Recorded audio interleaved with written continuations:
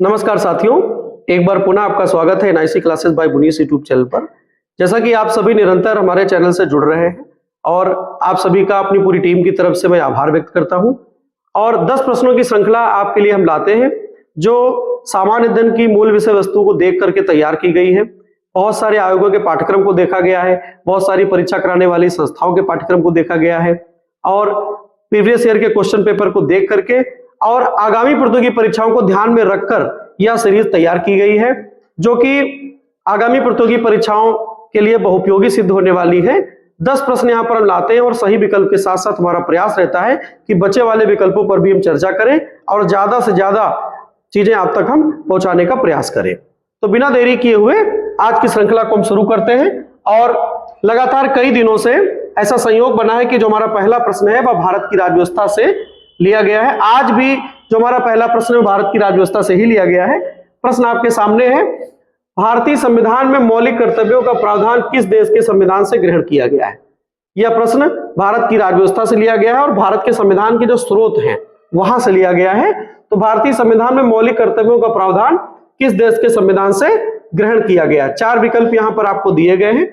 बहुत सारे हमारे छात्रों के सुझाव आए हैं कि प्रश्न पढ़ने के बाद कुछ समय उनको दिया जाए अपने उत्तर तक पहुंचने के लिए। तो उम्मीद करते हैं कि आप इस प्रश्न के उत्तर तक पहुंच गए होंगे।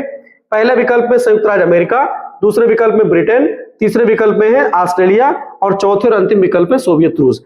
तो हमारे आज के इस पहले प्रश्न का सही जवाब है सोवियत रूस।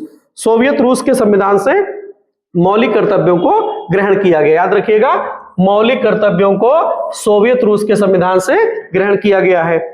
मौलिक कर्तव्यों का प्रावधान हमें यह भी याद रखना है, मौलिक कर्तव्यों का प्रावधान हमारे मूल संविधान में नहीं था। हमारा संविधान बनकर के तैयार हो गया था 26 नवंबर 1949 ईस्वी को और लागू हुआ 26 जनवरी 1950 ईस्वी को। तो 26 नवंबर 1949 या 26 जनवरी 1950 की तिथि में भारत के संविधान में मौलिक कर्तव्यों का प्रावधान नहीं था। यह भी याद रखना है। वर्ष 1976 में, याद रखिएगा, वर्ष 1976 में 42वें संविधान संशोधन के द्वारा, 42वें संविधान संशोधन के द्वारा मौलिक कर्तव्य जोड़े गए। ठीक है, याद रखना है, वर्ष 1976 में 42वें संविधान संशोधन के द्वारा संविधान में मौलिक कर्तव्य जोड़े गए। और इनको कहां से ग्रहण किया गया? तो सोवियत रूस के संविधान से इनको ग्रहण किया गया। और जब वर्ष 1976 में 42वें संविधान संशोधन के द्वारा मौलिक कर्तव्यों को संविधान में जोड़ा गया तो उस समय इनकी संख्या 10 थी और वर्तमान में मौलिक कर्तव्यों की संख्या कितनी है? तो आपको याद रखना 11 है। जब जोड़े गए तब 10 संख्या थी और वर्तमान में इनकी संख्या 11 है। और जब भी कोई चीज संविधान में घटाई जाती है या बढ़ाई जाती है तो उसके लिए संविधान में संशोधन होता है। और संविधान में संशोधन करने का अधिकार किसके पास है? तो आपको याद रखना है, संसद के पास है। संसद में विधेयक आता है और विधेयक की जब सारी प्रक्रियाएं पूरी हो जाती हैं तो वह अधिनियम बन जाता है। तो यहां पर कौन सा अधिनियम है? तो याद रखिएगा, 1976 में 42वां संविधान संशोधन अधिनियम, 42वां संविधान संशोधन अधिनियम, यह भी यहां पर आपको याद रखना है, 42वां संविधान संशोधन अधिनियम। अब भारत के संविधान में भाग 4 का जोड़ा गया। इस संशोधन अधिनियम के द्वारा भाग 4 का जोड़ा गया और भाग 4 का के तहत अनुच्छेद कौन सा जोड़ा गया? तो यह भी याद रखिएगा, 51 का। अब इस संशोधन के जो प्रावधान लागू हुए इसके लिए एक समिति बनी थी। तो आपको समिति भी याद कर लेनी है, स्वर्ण सिंह समिति। स्वर्ण सिंह समिति की सिफारिश पर 42वें संविधान संशोधन वर्ष 1976 में संविधान में 10 मौलिक कर्तव्य जोड़े गए जो कि सोवियत रूस से लिए गए। वर्तमान में इनकी संख्या 11 है और मौलिक कर्तव्यों के प्रावधान संविधान के भाग 4 का में है। अर्थात वर्ष 1976 में 42वें संविधान संशोधन के द्वारा संविधान में भाग 4 का जोड़ा गया और अनुच्छेद 51 का जोड़ा गया। वर्तमान स्थिति इनकी कितनी है? तो आपको याद रखना 11। अब हम बचे हुए विकल्पों पर भी चर्चा करेंगे। यहां पर दिया है संयुक्त राज्य अमेरिका। तो संयुक्त राज्य अमेरिका से क्या क्या ग्रहण किया गया भारत के संविधान में? तो याद रखना है क्या क्या लिया गया? मुख्यतः मौलिक अधिकार लिए गए। मौलिक अधिकार, संयुक्त राज्य अमेरिका के संविधान से मौलिक अधिकार लिए गए। और क्या लिया गया?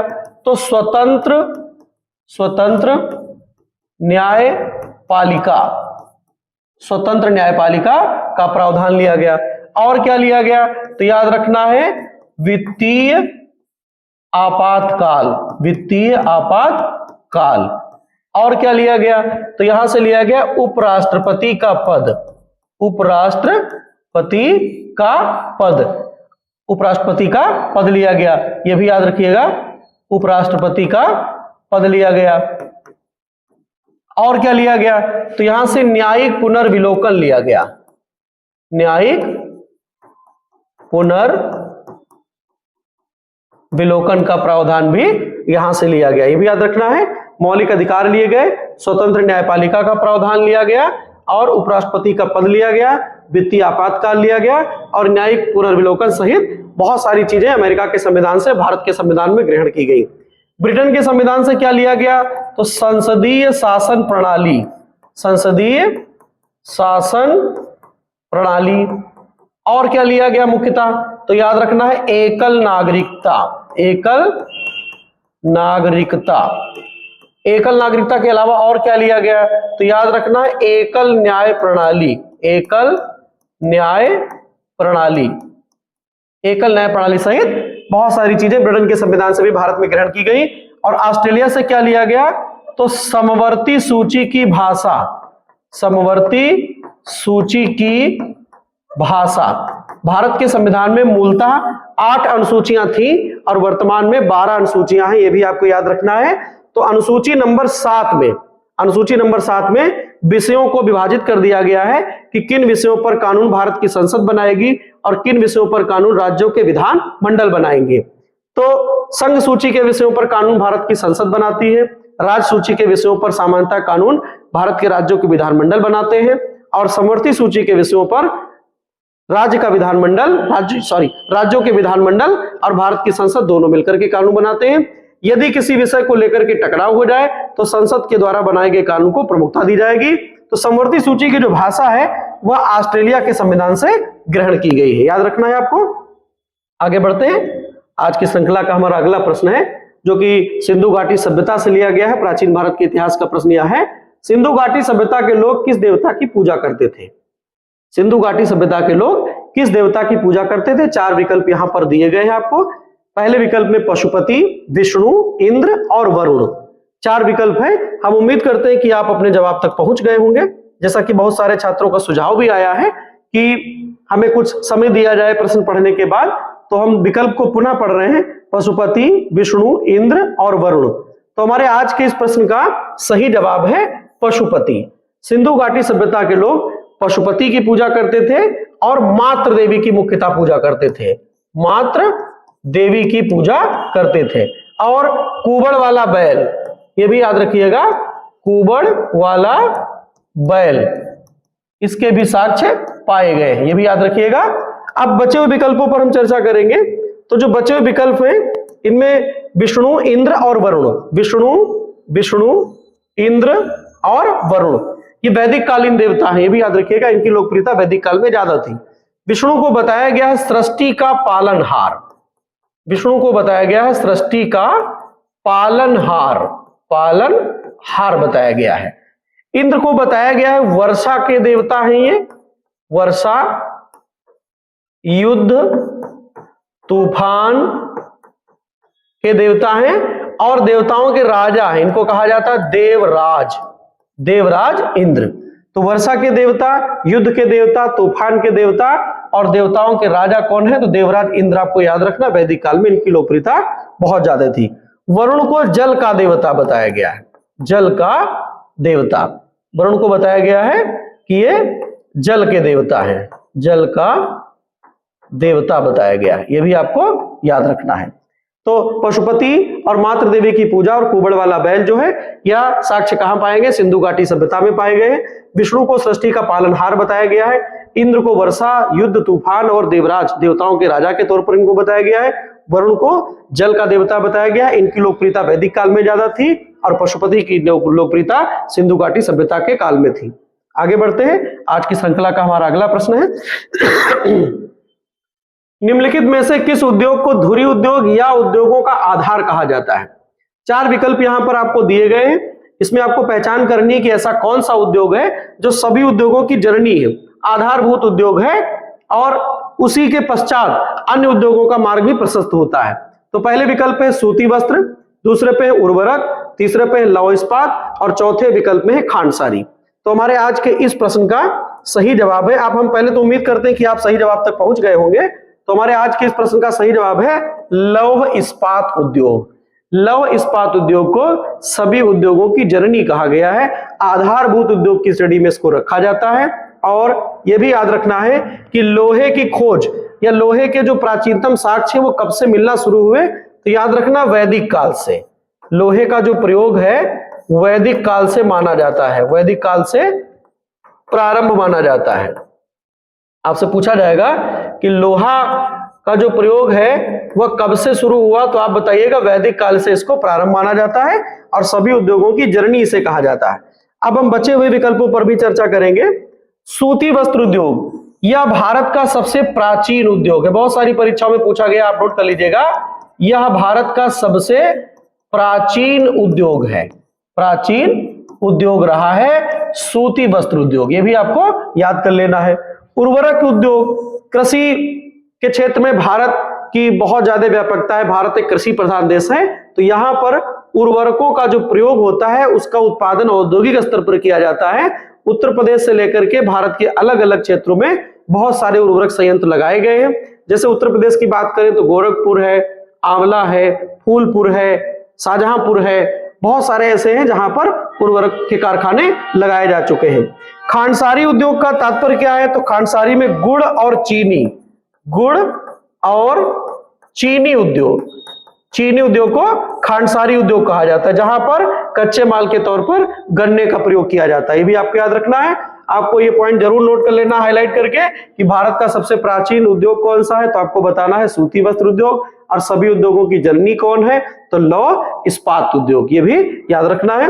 अगला प्रश्न है हमारी आज की श्रृंखला का, पालघाट दर्रा निम्न में से किन 2 राज्यों को जोड़ता है। 4 विकल्प यहां पर आपको दिए गए हैं। पालघाट जो दर्रा है वह किन 2 राज्यों को जोड़ता है। पहला विकल्प है कर्नाटक और तमिलनाडु, दूसरा विकल्प है केरल और तमिलनाडु, तीसरा विकल्प है आंध्र प्रदेश और तमिलनाडु, चौथा और अंतिम विकल्प है कर्नाटक और केरला। तो हमारे आज के इस प्रश्न का सही जवाब है केरल और तमिलनाडु को यह दर्रा जोड़ता है। और इसकी भौगोलिक स्थिति कहां है, तो आपको लिख लेना है पश्चिमी घाट, पश्चिमी घाट पर यह दर्रा स्थित है, जो कि 2 राज्यों को जोड़ता है और दोनों राज्य तटवर्ती हैं, यह भी याद रखिएगा। केरला और तमिलनाडु को जोड़ने वाला दर्रा कौन सा है, तो आपको दर्रे का नाम याद रखना है पालघाट दर्रा। भौगोलिक स्थिति क्या है इसकी, पश्चिमी घाट पर, यह भी याद रखना है आपको। अगला प्रश्न हमारा आज की श्रृंखला का है, निम्न में से कौन सा प्रोटीन का सबसे अच्छा स्रोत है। निम्न में सबसे अच्छा प्रोटीन का स्रोत कौन है, आपको बताना है। यहां पर पहला विकल्प है चावल, दूसरा विकल्प है सेब, तीसरा विकल्प है मूंगफली और चौथा विकल्प है इनमें से कोई नहीं। इनमें से ऐसा कोई विकल्प है ही नहीं जिसमें प्रोटीन का स्रोत पाया जाता हो, ऐसा चौथा विकल्प कहता है। तो आज के प्रश्न का सही जवाब है मूंगफली। मूंगफली में मुख्यतः प्रोटीन पाया जाता है, फाइबर भी पाया जाता है और तमाम पोषक तत्व यहां पर पाए जाते हैं। और 100 ग्राम मूंगफली 1 लीटर दूध के बराबर पोषण प्रदान करती है, भी आपको याद रखिएगा। तो मूंगफली में क्या पाया जाता है, मूंगफली में वसा की मात्रा पाई जाती है। और क्या पाया जाता है, तो प्रोटीन की मात्रा भी पाई जाती है। और क्या पाया जाता है, तो फाइबर भी पाया जाता है और बहुत सारे खनिज जो मिनरल्स हैं वो भी मूंगफली में पाए जाते हैं, भी याद रखिएगा। सेब में क्या पाया जाता है, तो सेब में मैलिक अम्ल पाया जाता है, सेब में मैलिक अम्ल पाया जाता है। और क्या पाया जाता है, तो विटामिन सी प्रचुर मात्रा में पाया जाता है। सेब में पूछा जाएगा कौन सा विटामिन ज्यादा पाया जाता है, तो विटामिन सी प्रचुर मात्रा में पाया जाता है। और क्या पाया जाता है, तो याद रखना सेब में पोटेशियम भी प्रचुर मात्रा में पाया जाता है, पोटेशियम, सेब में पोटेशियम भी प्रचुर मात्रा में पाया जाता है, याद रखिएगा। और चावल में क्या पाया जाता है, तो चावल में कार्बोहाइड्रेट भी पाया जाता है प्रचुर मात्रा में, कार्बोहाइड्रेट भी पाया जाता है और कई विटामिन भी चावल में पाए जाते हैं, भी आपको याद रखना है। तो आज के हमारे प्रश्न का सही जवाब है मूंगफली। मूंगफली में वसा, प्रोटीन, फाइबर और बहुत सारे खनिज भी पाए जाते हैं। आगे बढ़ते हैं अगले प्रश्न पर। अगला प्रश्न है जो कि आधुनिक भारत के इतिहास से लिया गया है। भारत में पहली बार किसने वार्षिक आय को अनुमानित किया था? चार विकल्प यहां पर हैं आपके सामने। भारत में पहली बार वार्षिक आय को किसने अनुमानित किया था, यह जवाब आपको देना है। पहले विकल्प पर है एनी बेसेंट, दूसरे विकल्प पर है महात्मा गांधी, तीसरे विकल्प है जवाहरलाल नेहरू, चौथे और अंतिम विकल्प पर है दादा भाई नौरोजी। तो हम उम्मीद करते हैं कि आप अपने उत्तर तक पहुंच गए होंगे। तो हमारे आज के इस प्रश्न का सही जवाब है दादा भाई नौरोजी। दादा भाई नौरोजी ने पहली बार वर्ष 1867, याद रखिएगा 1867 और 1868 ईस्वी में पहली बार वार्षिक आय की गणना की थी। पहली बार वार्षिक आय की गणना की थी, यह भी याद रखिएगा। पहली बार वार्षिक, जैसा कि प्रश्न आपसे पूछा गया है, आय की गणना की थी, वार्षिक आय की गणना की थी। और उस समय एक भारतीय व्यक्ति की औसतन वार्षिक आय कितनी थी? तो याद रखिएगा 20 रुपए। वार्षिक आय कितनी थी? तो 20 रुपए थी, ये भी याद रखिएगा। उस समय वार्षिक आय आपसे पूछी जा सकती कितनी थी, तो 20 रुपए याद रखना है। और इनको कहा जाता है भारत का वयोवृद्ध पुरुष। दादा भाई नौरोजी को कहा जाता है grand old man of India, Bharat का वयोवृद्ध पुरुष, वयोवृद्ध पुरुष, इनको कहा जाता है वयोवृद्ध पुरुष। और इन्होंने धन के निष्कासन के सिद्धांत को प्रतिपादित किया था। और इनकी एक पुस्तक बहुत ज्यादा पूछी जाती है, the poverty and un British rule in India. याद रखिएगा, the poverty and un British rule in India नामक पुस्तक के लेखक कौन है? दादा भाई नौरोजी हैं। यह पुस्तक कई परीक्षाओं में पूछी जा चुकी है। वर्ष आपको याद रखना 1867 और 68 में पहली बार वार्षिक आय की गणना दादा भाई नौरोजी ने की थी। और उस समय एक भारतीय व्यक्ति की औसतन आयु कितनी थी वार्षिक रूप से? तो 20 रुपए। और भारत का वयोवृद्ध पुरुष किसे कहा जाता है? दादा भाई नौरोजी को। अब हम बचे हुए विकल्पों पर भी चर्चा करेंगे। एनी बेसेंट, एनी बेसेंट भारतीय राष्ट्रीय कांग्रेस की पहली महिला अध्यक्ष। याद रखिएगा, भारतीय राष्ट्रीय कांग्रेस, भारतीय राष्ट्रीय कांग्रेस की प्रथम महिला अध्यक्ष।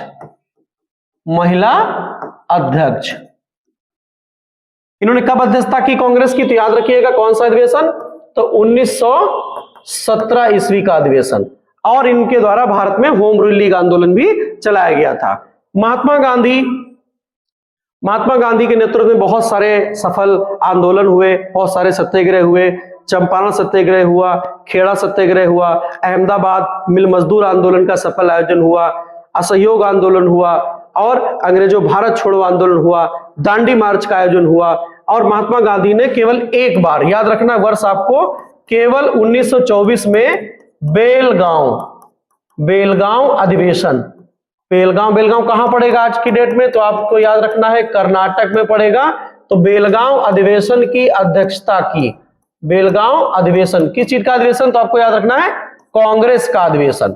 बेलगांव कांग्रेस अधिवेशन की अध्यक्षता महात्मा गांधी के द्वारा की गई मात्र एक बार। जवाहरलाल नेहरू के द्वारा सबसे ज्यादा बार कांग्रेस की अध्यक्षता की गई और यह भारत के प्रथम प्रधानमंत्री बने, भारत के प्रथम प्रधानमंत्री बने भी याद रखिएगा। और भारत की विदेश नीति के, आधुनिक भारत की अगर हम बात करें आजादी के बाद, तो विदेश नीति के पुरोधा बताए गए हैं पंडित जवाहरलाल नेहरू। आगे बढ़ते हैं, अगला प्रश्न हमारा है आज की श्रृंखला का, इनमें से कौन सा पशु भारतीय रिजर्व बैंक के प्रतीक चिन्ह पर दर्शाया गया है? भारतीय रिजर्व बैंक का अपना एक प्रतीक चिन्ह है, उस पर कौन सा जो पशु है वह दर्शाया गया है? चार विकल्प यहां पर आपको दिए गए हैं। पहले विकल्प में है बाघ, दूसरे विकल्प पे हाथी, तीसरे विकल्प पर गैंडा और चौथे और अंतिम विकल्प पर है बैल। तो हम उम्मीद करते हैं कि आप अपने विकल्प तक पहुंच गए होंगे। तो हमारे आज के इस प्रश्न का सही जवाब है बाघ। भारतीय रिजर्व बैंक के जो प्रतीक चिन्ह पर किस पशु को दर्शाया गया? तो आपका जवाब होगा बाघ। भारतीय रिजर्व बैंक की स्थापना कब हुई? तो आरबीआई एक्ट आया है 1934 में, 1934 में भारतीय रिजर्व बैंक अधिनियम पास हुआ और 1935 में आरबीआई की स्थापना की गई, रिजर्व बैंक ऑफ इंडिया की स्थापना की गई। और इसका प्रधान कार्यालय कहां है, तो यह भी आपको याद रखना है। प्रधान कार्यालय, आरबीआई का प्रधान कार्यालय कहां है, तो भारत की आर्थिक राजधानी किसे कहा जाता है, मुंबई को। भारत की आर्थिक राजधानी किसे कहा जाता है, मुंबई को। तो मुंबई में इसका प्रधान कार्यालय और क्षेत्रीय कार्यालय पूरे भारत में, ये भी आपको याद रखना है। और आरबीआई का जो राष्ट्रीयकरण है कब किया गया, तो इसका राष्ट्रीयकरण किया गया, राष्ट्रीयकरण कब किया गया, तो राष्ट्रीयकरण किया गया 1949 ईस्वी में, यह भी याद रखना है। और इसमें सबसे बड़ा पद किसका होता है, गवर्नर का। ठीक है, सबसे बड़ा पद किसका है, तो गवर्नर का पद है। और वर्तमान में कौन से गवर्नर हैं, तो 26वें गवर्नर हैं संजय मल्होत्रा, यह भी याद रखना आपको, संजय मल्होत्रा आरबीआई के 26वें गवर्नर हैं। 25 नंबर पर कौन था, तो आपको नाम याद रखना है शक्तिकांत दास का।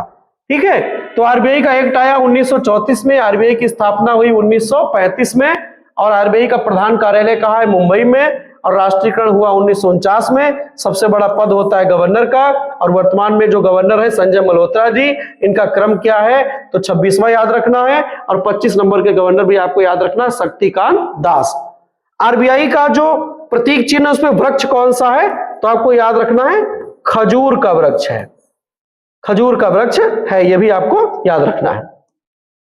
अगला प्रश्न है आज की श्रृंखला का, प्रमुख सैन्य अभ्यास मित्र शक्ति के 11वें संस्करण का आयोजन कर्नाटक के बेलवागी में हो रहा है या किन दो देशों के मध्य होता है।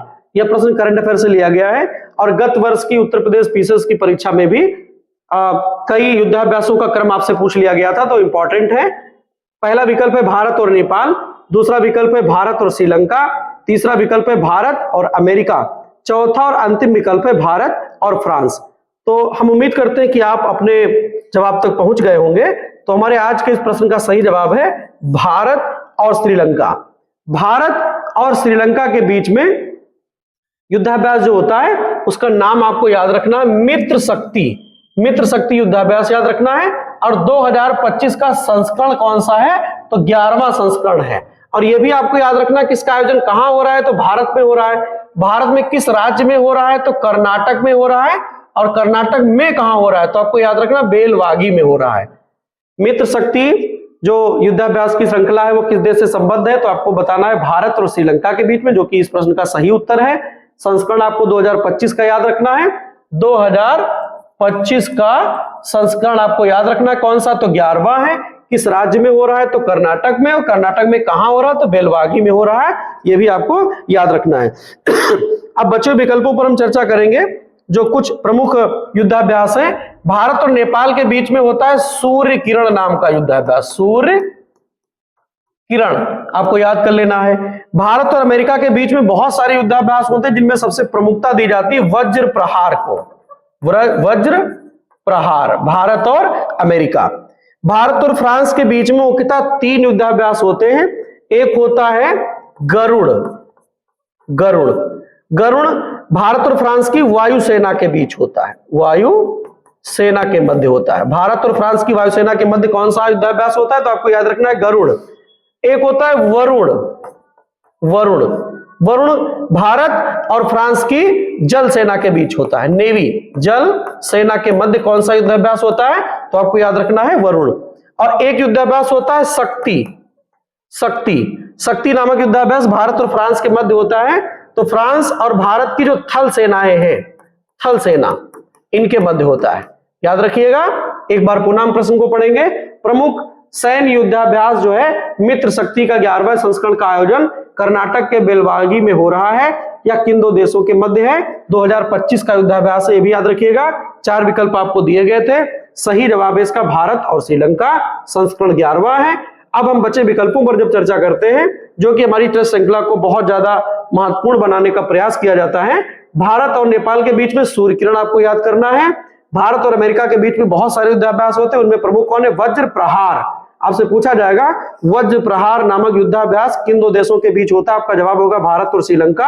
आपसे पूछा जाएगा सूर्य किरण नाम का युद्धाभ्यास किन दो देशों के बीच होता है, तो आपका जवाब देना भारत और नेपाल। और आपसे पूछा जाएगा भारत और फ्रांस के मध्य कौन कौन से प्रमुख युद्धाभ्यास होते हैं, तो गरुड़ भारत और फ्रांस की वायुसेना के मध्य होता है, वरुण फ्रांस और भारत की जल सेना के मध्य होता है, शक्ति नाम का युद्धाभ्यास थल सेना जो कि भारत और फ्रांस की थल सेनाओं के मध्य होता है, यह भी आपको याद रखना है।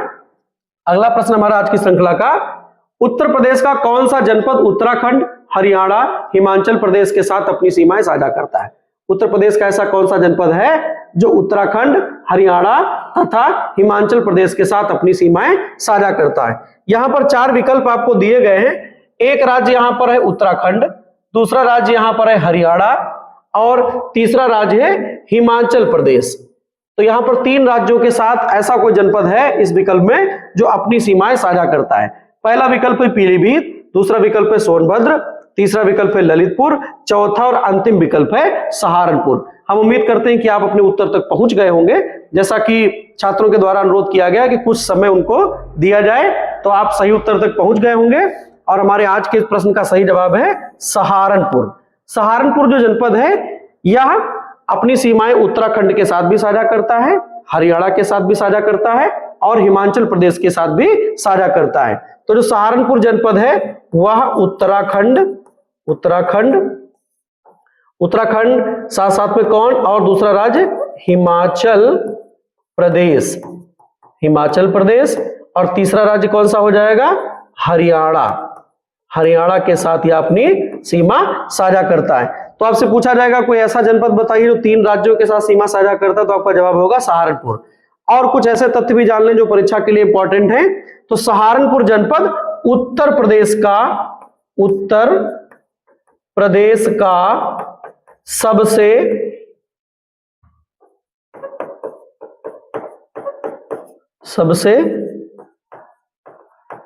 उत्तरी जनपद है, सबसे उत्तरी जनपद, यह भी आपको याद कर लेना है। उत्तर प्रदेश का सबसे उत्तरी जनपद आपसे पूछा जाएगा, आप बताएंगे सहारनपुर। जैसे आपसे पूछा जाता है कि भारत के जो 4 बिंदु हैं उत्तर, दक्षिण, पूर्व, पश्चिम, उनको बताइए, तो जो उत्तरतम बिंदु उसको कहा जाता है इंदिरा कॉल, दक्षिणतम बिंदु को कहा जाता है इंदिरा पॉइंट और पश्चिम वाले बिंदु को कहा जाता है गौरमाता जो कि गुजरात में है। इंदिरा पॉइंट कहां पर है, तो याद रखना है अंडमान निकोबार द्वीप समूह में है। और आपसे सुदूर पूर्वी बिंदु पूछा जाता है जो कि अरुणाचल प्रदेश में है, जिसका पुराना नाम किबिथु है और नया नाम उसका जनरल बिपिन रावत पॉइंट, ये भी आपको याद रखना है। ठीक उसी प्रकार उत्तर प्रदेश के 4 बिंदु पूछे जाते हैं, 4 जनपद पूछे जाते हैं जो 4 दिशाओं में उत्तर प्रदेश की सीमा का निर्धारण करते हैं। तो जो सबसे उत्तरी जनपद है उसको हम सहारनपुर कहेंगे, सबसे पूर्वी जनपद को बलिया, पश्चिमी जनपद को शामली, ये भी आपको याद रखना है। तो जो अब बचे विकल्पों पर भी हम चर्चा करेंगे। तो जो हमारा पीलीभीत जनपद है, पीलीभीत जनपद उत्तराखंड राज्य के साथ भी अपनी सीमा बनाता है, उत्तराखंड राज्य के साथ भी अपनी सीमा बनाता है और अंतरराष्ट्रीय सीमा नेपाल के साथ भी साझा करता है, ये भी याद रखिएगा, नेपाल के साथ भी अपनी सीमा साझा करता है। सोनभद्र ऐसा जनपद है जो 4 राज्यों के साथ अपनी सीमाएं साझा करता है। तो पहला राज्य कौन होगा, मध्य प्रदेश के साथ भी अपनी सीमा साझा करता है और मध्य प्रदेश से अलग हुआ राज्य कौन सा है, छत्तीसगढ़। तो सोनभद्र छत्तीसगढ़ के साथ भी अपनी सीमा साझा करता है और सोनभद्र बिहार के साथ भी अपनी सीमा साझा करता है और बिहार से कौन सा राज्य अलग हुआ, झारखंड। तो सोनभद्र झारखंड के साथ भी अपनी सीमा साझा करता है। ललितपुर की विशेषता यह है कि यह जनपद जो हमारा पड़ोसी राज्य है मध्य प्रदेश से 3 ओर से घिरा है, 3 ओर से घिरा है, मध्य प्रदेश से 3 ओर से घिरा जनपद आपसे पूछा जाएगा, आप बताएंगे ललितपुर, जो कि खनिज बाहुल्य क्षेत्र के अंतर्गत आता है। हम प्रश्न को पुनः पढ़ेंगे। उत्तर प्रदेश का कौन सा जनपद है जो उत्तराखंड, हरियाणा और हिमाचल प्रदेश के साथ अपनी सीमा साझा करता है, तो हमारा सही विकल्प हो गया सहारनपुर। सहारनपुर 3 राज्यों के साथ सीमा भी साझा करता है और उत्तर प्रदेश का सबसे उत्तरी जनपद है, यह भी आपको याद रखना है। ललितपुर यह 3 तरफ से मध्य प्रदेश से घिरा हुआ जनपद है। सोनभद्र 4 राज्यों के साथ सीमा अपनी साझा करता है, मध्य प्रदेश, और मध्य प्रदेश से विभाजित होकर राज्य बना छत्तीसगढ़, उससे भी सीमा साझा करता है बिहार, और बिहार से अलग होकर बना झारखंड, उससे भी सीमा साझा करता है। पीलीभीत जो जनपद है वह उत्तराखंड राज्य के साथ भी सीमा साझा करता है और अंतरराष्ट्रीय सीमा नेपाल के साथ भी बनाता है, ये भी आपको याद करना है। हमारी श्रृंखला का अंतिम प्रश्न है आज का, वैश्विक स्तर पर चर्चित फुजियान नामक स्वदेशी विमान वाहक पोत किस देश के द्वारा लॉन्च किया गया है? 4 विकल्प यहां पर आपको दिए गए हैं। हम उम्मीद करते हैं कि आप सही उत्तर तक पहुंच गए होंगे। एक एयरक्राफ्ट कैरियर इनमें से किसी एक देश के द्वारा लॉन्च किया गया है, जो कि वैश्विक स्तर पर बहुत चर्चा उसकी हो रही है, बहुत सुर्खियां बटोर रहा है वह जो एयरक्राफ्ट कैरियर है। तो उत्तर कोरिया, जापान, चीन और ताइवान। जो हमारा आज का प्रश्न आखिरी है, अंतिम प्रश्न है, इसमें 4 विकल्प आपको दिए गए हैं, उत्तर कोरिया, जापान, चीन और ताइवान। तो हमारे आज के इस अंतिम प्रश्न का सही जवाब है चीन। चीन के द्वारा फुजियान नाम का एक स्वदेशी विमान वाहक पोत लॉन्च किया गया है, जो कि चीन में ही बना है। और चीन की जो आधिकारिक मीडिया है ग्लोबल टाइम्स, उसमें बहुत ज्यादा सुर्खियां इसके द्वारा बटोरी गई हैं। तो ये जो फुजियान नाम का स्वदेशी युद्धपोत है, चीन ने इसको लॉन्च किया है। और याद रखिएगा, फुजियान नाम की एक जो जगह है, स्थान है, वह तटवर्ती क्षेत्र में पड़ता है, चीन और ताइवान के मध्य। याद रखिएगा, चीन और ताइवान के मध्य। चीन और ताइवान के मध्य काफी दिनों से विवाद भी चल रहा है, ये भी आपको याद करना है। तो फुजियान नाम का जो एयरक्राफ्ट कैरियर है, पहली बात तो स्वदेशी है, और किसने लॉन्च किया है? चाइना ने लॉन्च किया है। और फुजियान एक जगह का वहां पर नाम, एक स्थान, उसके नाम पर ही इसका नाम फुजियान रखा गया है। तो आज की श्रृंखला आपको कैसी लगी, हमें आप कमेंट के माध्यम से बताइएगा। और बहुत जल्द हम लोग आगे आने वाली परीक्षाओं के प्रीवियस ईयर पेपर की पूरी प्लेलिस्ट लेकर के आपके लिए आने वाले हैं। धन्यवाद।